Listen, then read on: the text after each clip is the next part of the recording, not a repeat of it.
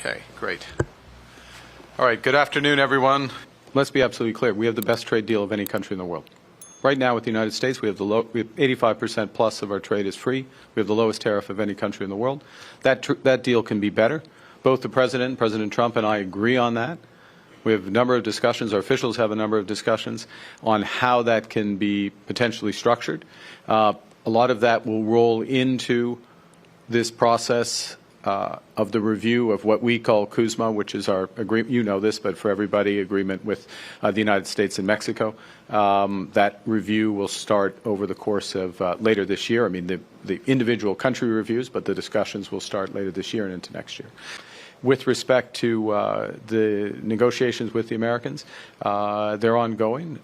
We start from a strong position, but a position where we can make it better. And when the right deal is there for Canada, we will sign it. And from Canada's perspective, I'll finish on this. We are the largest per capita funder of Ukraine, humanitarian support, but also military support. We have been rightly aggressive in terms of our financial sanctions. We are ready to do more.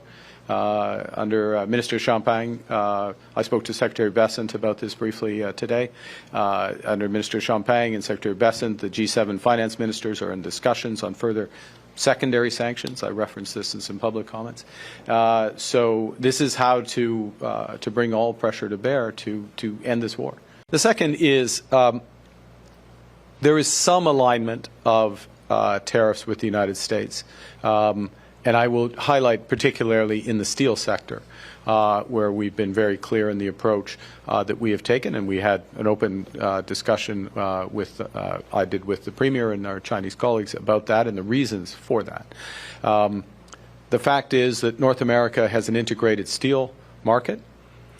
Canada has the most open steel market in the world. We contribute to the competitiveness of many American industries, including the auto sector, and that's worth preserving. That's part of the discussions we're having with the Americans, but that is the first best use of Canadian steel and protecting those Canadian jobs, and this government is resolute about doing that. But there are other areas where, as I said, to go back to my first point, where we can expand. We had very constructive set of discussions which built on earlier phone calls, which built on exchanges between our foreign ministers, exchanges between our trade ministers. Those discussions will deepen. I expect to I will expect at the appropriate time to be meeting with President Xi Jinping, but continuing this dialogue with the Premier. Thank you.